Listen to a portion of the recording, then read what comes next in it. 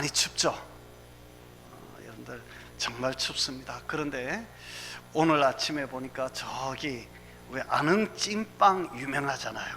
강원도 행성에 그 안흥이라고 하는 곳은 오늘 아침 기온이 영하 24점 몇 도 이러더라고요. 여기가 영하 12도인데 오늘 아침 안흥은 영하 24도가 넘어갔다. 정말 추울 것 같다, 그런 생각을 합니다. 여러분들, 그런데 이 추위도 아마 오늘 내일이 이제 고비인 것 같습니다. 이번 주 수요일 날이 되어지면 정월 대보름 날인데요, 그날은 최저 기온이 영상이더라고요.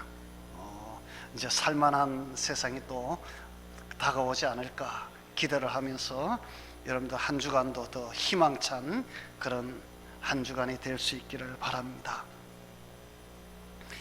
여러분들은 시간이 참 빨리 간다고 생각하십니까? 아니면 시간이 너무 느리다고 생각하십니까? 네? 빠른 것 같아요? 여기 우리 어른들이 있으니까 어른들한테 물으면 시간이 빠르다, 그렇게 대답할 수밖에 없을 것 같아요. 누가 그러더라고요. 시간은 나이에 비례한다고. 그래서 나이가 들수록 시간이 빨리 간대요. 진짜 빨리 갑니다. 그래서 세월이 정말 빠른데요, 2025년 송구영신 예배 엊그제 드린 것 같지 않아요? 그래서 그 말씀 카드가 아직도 저기 있거든요. 그런데 벌써 2월하고도 오늘이 9일입니다. 설날 명절 엊그제 같이 지나가지고 막 애들이 왔다 가고 정신없이 지난 것 같은데 이번 주 수요일 내일 모레 글피가 정월 대보름입니다. 진짜 이렇게 후딱딱 시간이 지나가는데요, 옛날에 어른들은 세월이 마치 쏘아놓은 화살같이 빠르게 간다 그랬는데 요즘은 젊은 애들은 KTX 같이 빨리 간다 그러더라고요. 그런데 여러분, 정말 시간이 빨리 갑니다.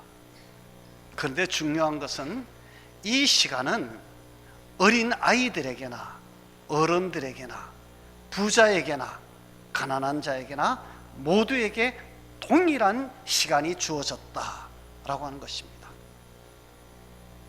똑같은 시간이 주어져 있는데 문제는 우리 사람들이 그 시간을 느끼는 그 감각, 감정은 다 다릅니다. 그런데 여러분, 또 하나 더 중요한 것은요, 이 시간이라고 하는 이 세월은 1초도 정지하거나 멈추는 법이 없습니다. 이것은 아무리 우리가 힘이 세어서 붙들어 놓으려고 해도 이거는요, 잠시도 머무르지 아니하고 계속해서 지나갑니다. 어떤 영웅혹을 또 이 시간을 붙들어 맬 수도 없고 잡을 수도 없습니다. 다만 우리가 할 수 있는 일은 우리에게 똑같이 주어진 이 시간을 우리가 어떻게 사느냐라고 하는 것은 모든 사람들이 우리가 선택해야 될 일이라고 생각합니다. 여러분, 우리는 이 우리에게 주어진 시간을 어떻게 살아야 할까요? 우리에게 주어진 시간을 우리는 어떻게 살아야 할까? 오늘 성경은 이렇게 이야기합니다. 오늘 본문 15절에서 17절입니다. 특별히 16절, 세월을 아끼라. 뭐하다? 때가 악하니라. 여러분, 우리는 세월을 아껴 살아야 합니다. 시간을 그냥 아무 의미 없이 우리가 허비하면 안 된다라고 하는 것입니다. 누구에게나 똑같이 주어진 시간인데 어떤 사람은 그 시간을 정말 아껴서 알뜰하게 사용하는 사람이 있고 어떤 사람은 그 시간들을 아무 의미 없이 그냥 허비해버리고 마는 사람들이 참 많다. 우리가 세월을 아껴서 알뜰하게 살려면 그러면 우리는 어떻게 해야 될까? 무엇보다도 하나님의 뜻에 합당한 삶을 살기 위해서 애쓰고 힘쓰는 저와 여러분이 되어야 될 줄로 믿습니다. 여러분, 이 세월의 감독자는 하나님이십니다. 이 세월이라고 하는 시간의 주인도 우리 하나님이십니다. 우리 하나님은 이 시간을 살아가는 저와 여러분들을 우리 하나님의 불꽃 같은 눈동자로 내려다보고 계십니다. 저 사람은 시간을 아껴 쓰는 사람이구나. 저 사람은 시간을 대충 쓰는 사람이구나. 저 사람은 시간을 허비하는 사람이구나. 우리 하나님께서 내려다보고 계실 텐데요, 그 하나님 앞에서 우리는 세월을 아껴서 살아야 합니다.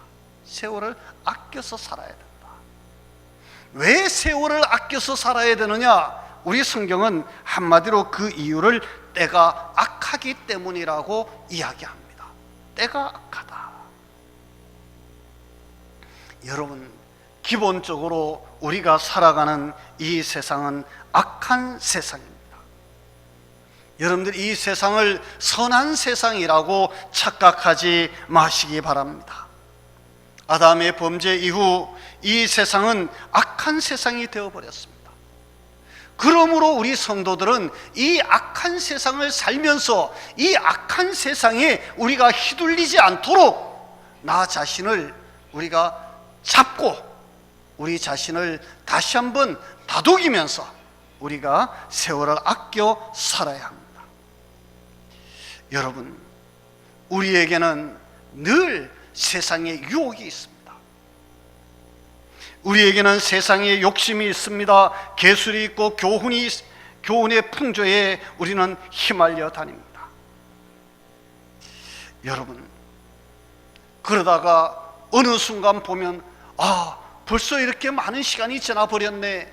우리가 후회하지만 그 지나간 시간은 절대로 우리가 돌이킬 수 없다 라고 하는 것을 우리는 꼭 기억해야만 할 것입니다.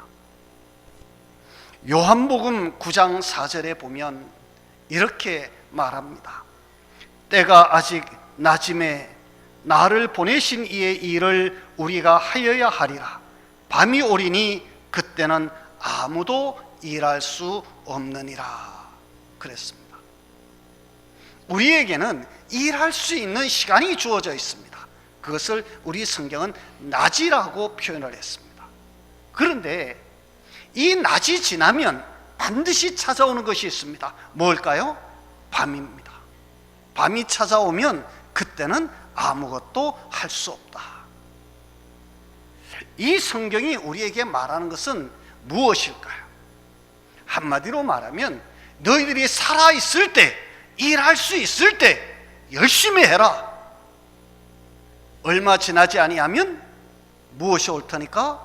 사망이라고 하는 이 어둠의 세계가 찾아올 터인데, 그때 가서는 너희들이 아무리 하고 싶어도 할 수 없게 되어진다. 여러분, 인터넷에 들어가서 위키하우라고 하는 곳에 들어가 보면 사망시계라고 하는 것이 있습니다. 이건 제가 여러분들 보고 해보라는 이야기가 아닙니다.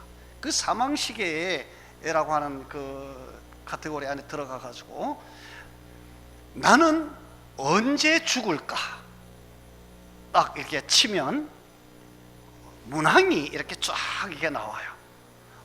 당신의 나이는 얼마입니까?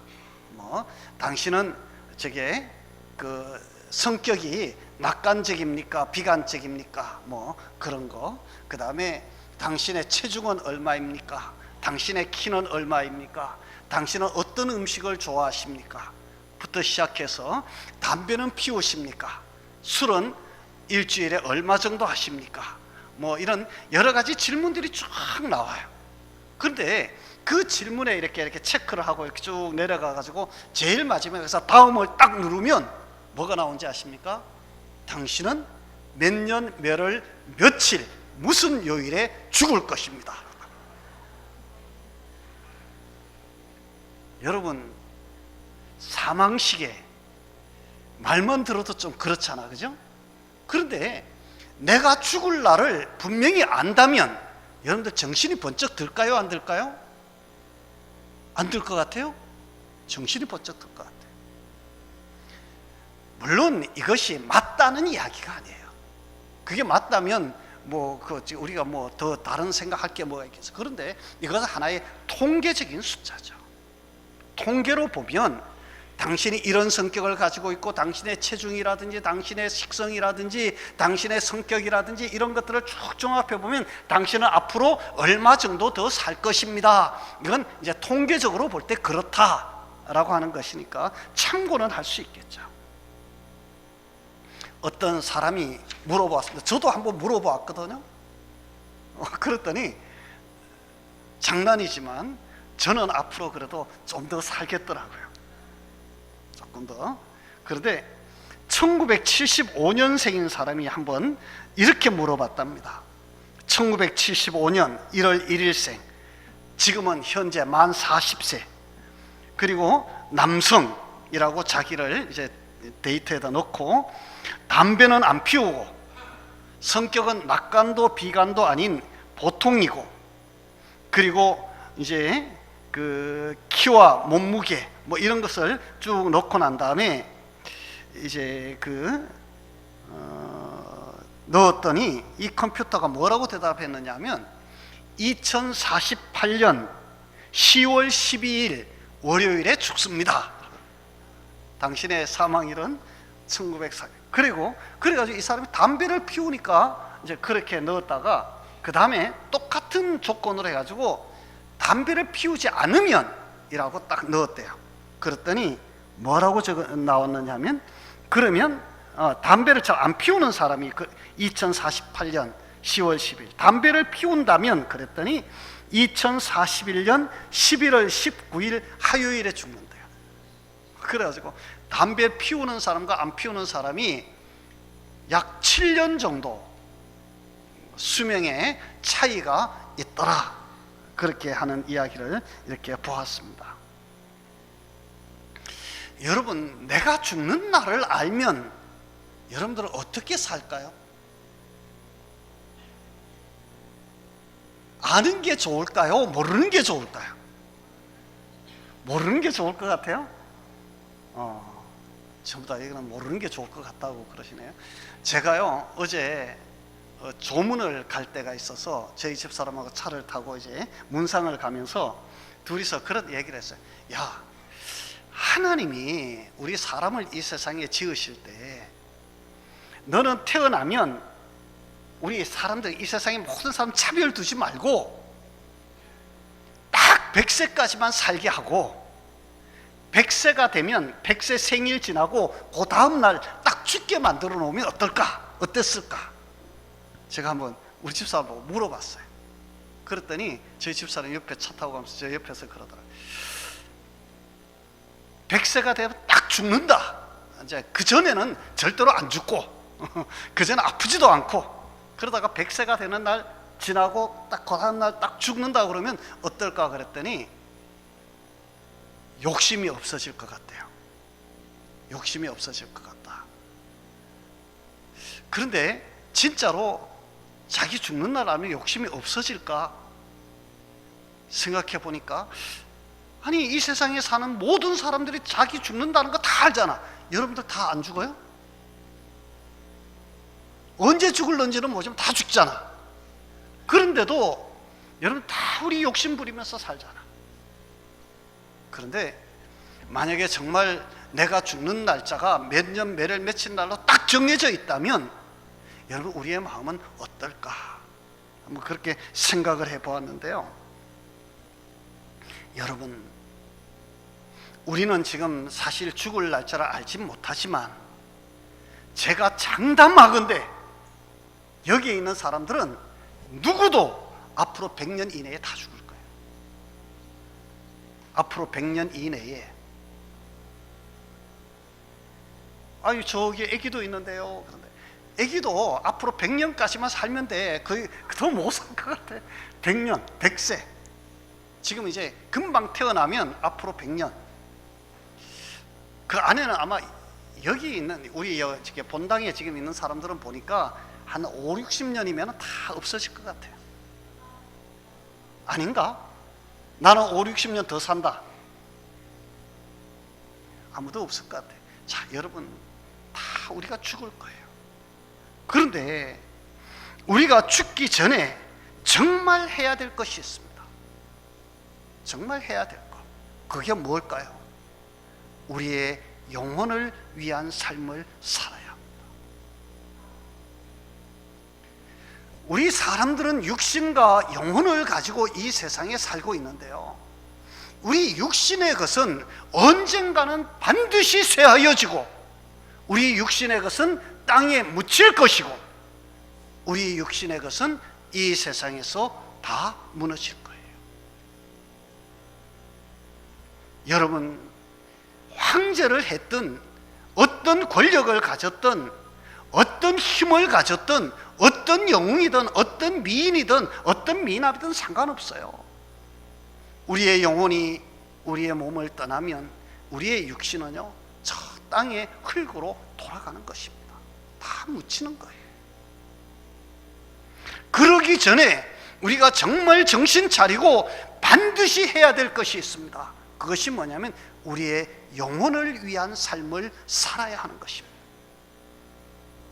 언젠가 저와 여러분들이 하나님 앞에 반드시 가서 설 터인데, 그때 하나님께서는 우리에게 무엇을 물으실까요? 너 세상에 살면서 무엇을 하다 왔니? 너 어떤 권세를 가지고 살다 왔니? 너 얼마나 많은 돈을 벌었니? 너 얼마나 많이 배웠니? 하나님 그거 물으시겠어요? 하나님께서는 너 정말 하나님을 어떻게 믿으며 어떤 믿음의 삶을 살아왔니? 하나님은 우리의 영혼의 문제를 물으실 것입니다. 그때 대답할 말이 있도록 우리는 이 세상을 살아야 합니다.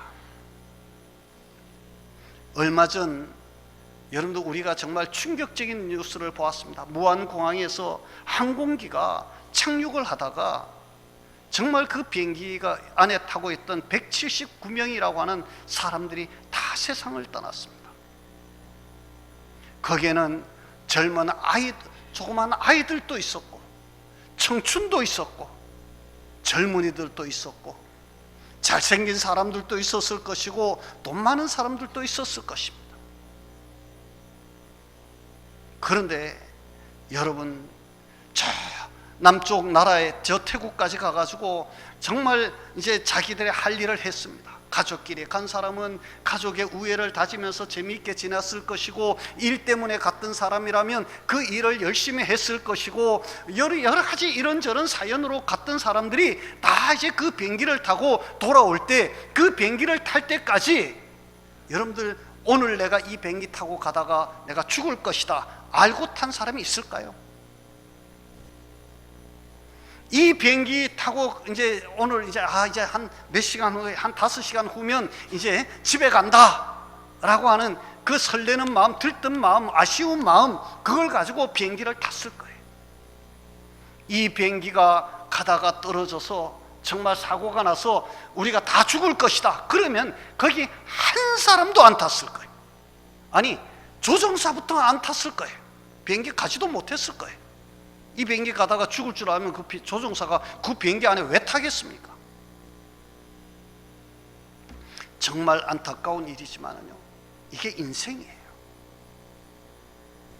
우리는 언제 이 세상을 떠나서 하나님의 부름을 받을는지 아무도 알지를 못합니다. 그렇기 때문에 우리는 살아있는 동안에, 지금 나에게 시간이 주어져 있을 이 시간에 우리가 세월을 아끼면서 우리 하나님 앞에 믿음의 삶을 살아야 하는 것입니다.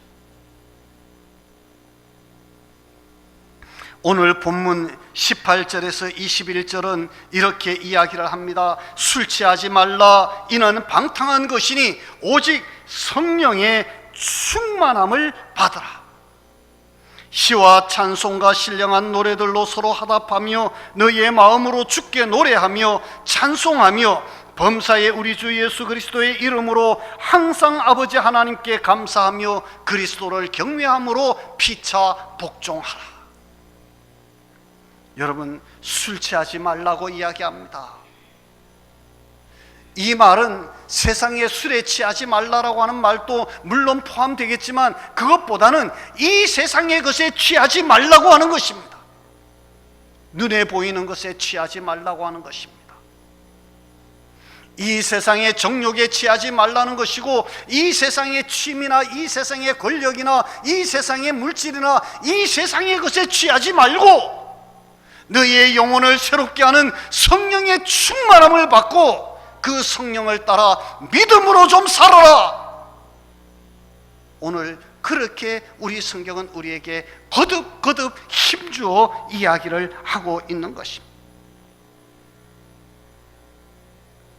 여러분, 성령 충만한 삶을 사시기 바랍니다. 목사님, 어떻게 성령 충만한 삶을 사나요? 여러분, 믿음에 좀 더 적극적인 삶을 사시기 바랍니다. 좀 더 적극적인 믿음의 삶을 살아가는 여러분들이 꼭 되시기 바랍니다. 교회에 다니는 성도들 중에도 하나님을 체험하지 못한 성도들이 많이 있습니다. 교회를 다니기는 하는데 하나님이 나의 삶에, 나의 마음에 체험되지 못하여 살다가 보니까 우리가 신앙생활을 하는 것이 아니라 종교생활을 하는 이런 매너리즘에 빠진 성도들이 얼마나 많은지 모릅니다. 우리 흔히 그런 사람을 가르쳐 이야기합니다. 종교라고 하는 난로는 가졌으나 불이 꺼져버린 난로를 가지고 사는 사람들. 종교적인 형식은 가지고 있고 종교인처럼 보이기는 하나 그 마음속에 하나님의 생명이 살아 역사하지 못하는, 하나님이 살아서 우리 가운데 역사하지 못하는 열정이 식어버린 그런 성도가 되어버리면 여러분, 우리는 정말 불 꺼진 난로와 다를 바가 없는 삶을 사는 것입니다.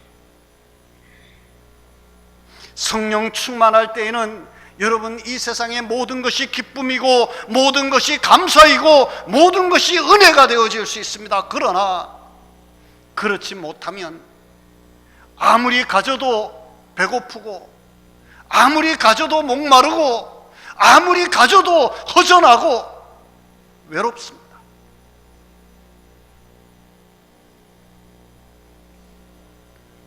성도 여러분, 열정이 식은 성도는 신앙생활에 재미가 없습니다. 즐거움이 없습니다. 그러나 하나님을 체험한 성도들은 달라집니다. 하나님이 내 마음속에 들어와서 우리 하나님이 내 마음속에서 말씀하시기 시작하면 내 마음속에 기쁨이 나도 모르게 저 밑에 샘솟듯이 자꾸만 올라옵니다. 그냥 가만히 있어도 웃음이 나옵니다. 가만히 있어도 세상이 너무 좋습니다. 여러분들 하나님을 처음 만났던 그 은혜의 시간이 있잖아요. 그때 어땠습니까? 그때는 부는 바람 소리가 마치 하나님을 찬송하는 소리처럼 들리고, 아이들의 제잘거리는 소리를 들으면 거기에 생명이 막 움트는 꽃이 피는 것 같은 그런 감사가 있고, 옆에 있는 성도들을 바라보면 천사들을 만나는 것 같은 기쁨이 있었습니다. 그런데 언제부터인가 우리의 열정이 식어지기 시작하고 우리에게 감사가 사라지기 시작하고, 언제부터 우리의 마음속에 하나님 앞에 나가서 예배하는 것이 힘들어지고 귀찮아지기 시작하고, 여러분, 내 마음에 열정이 식어진 것이고 내 마음에 성령에 충만했던 그 모습이 자꾸만 사라지기 시작하는 증거가 되어지는 것입니다. 이럴 때에 우리가 해야 될 일이 무엇입니까? 두 주먹을 다시 불끈 쥐고 하나님 앞에 다시 나와서 하나님, 다시 한번 열심히 살아갈 수 있도록 하나님 나를 도와주시기 바랍니다. 다시 하나님 나를 붙잡아 주시기 바랍니다. 나로 하여금 하나님 앞에 기도할 수 있는 하나님의 종이 되게 해주시기를 바랍니다. 세월을 아껴서 믿음의 삶을 살고 하나님을 기쁘시게 하고 하나님의 기쁨을 받는 그런 종이 되게 해주시기를 바랍니다. 우리가 하나님 앞에 뜨겁게 기도해야 되지 않겠습니까? 마귀는 늘 우리에게 속삭입니다. 다음에 잘해야지. 다음에 잘하면 되지. 다음에 좀 있다가 나중에 성공하면. 자꾸 마귀는 우리에게 다음으로 우리의 삶을 미룹니다. 그러나 여러분, 우리 모두는 분명히 압니다. 다음이라고 하는 시간은 나에게 보장되어져 있는 시간이 아닙니다. 다음은 나에게 보장되어져 있는 시간이 아니다. 여러분, 하나님 앞에 충성하려면, 하나님 앞에 헌신하려면, 여러분들의 마음속에 있는 꿈을 이루어 가려면 나중으로 미루지 말고 지금 하시기 바랍니다. 지금. 하나님 앞에 충성하는 것도 지금 해야 합니다. 기뻐하는 것도 지금 해야 하는 것입니다. 즐거워하는 것도 지금 해야 하는 것입니다. 누군가를 용서해야 한다면 나중에 하지 말고 지금 해야 하는 것입니다. 뜨겁게 서로 사랑해야 한다면 나중으로 미루지 말고 지금 여러분 사랑을 베푸시기 바랍니다. 내가 나중에 돈 많이 벌고 나중에 성공하면 내가 그때 당신한테 잘해줄게. 여러분, 그건 공수표입니다. 지금 할 수 있는 만큼 최선을 다해서 여러분 곁에 있는 사람들에게 사랑을 베푸십시오. 고맙다고 인사도 하시기 바랍니다. 감사하다고 안부도 전하시기 바랍니다. 지금 해야 하는 것입니다. 오늘 해야 하는 것입니다. 믿음 생활도 그렇고 여러분의 삶도 마찬가지입니다.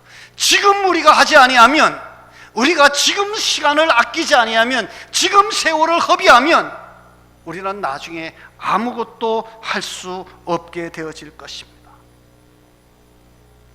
성도 여러분, 아직은 2025년 초반입니다. 우리 정말 두 주먹 불끈 쥐고 하나님 앞에 올 한 해는 내가 정말 열심히 살아보리라, 아끼면서 살아보리라, 믿음 생활 한번 내가 뜨겁게 하면서 우리 하나님을 만나고 체험하는 그런 복 있는 삶을 살리라 다짐하고 더 열심히 있는 신앙이, 더 열심히 있는 믿음의 사람 여러분들이 꼭 되시기를 바라고, 그래서 하나님께 영광을 돌리고 우리 하나님으로부터 연결되어진 이 하나님의 축복의 젖줄을 우리가 잡고 사는 그런 은혜가 있을 수 있기를 주의 이름으로 축복합니다. 하나님이 여러분을 도와주실 것입니다. 우리 기도하겠습니다. 하나님 아버지, 성령의 충만함을 입고 세월을 아끼며 믿음의 온전한 삶을 살기를 원합니다. 하나님, 우리를 도와주옵소서. 하나님, 우리에게 은혜를 베풀어 주옵소서. 게으르고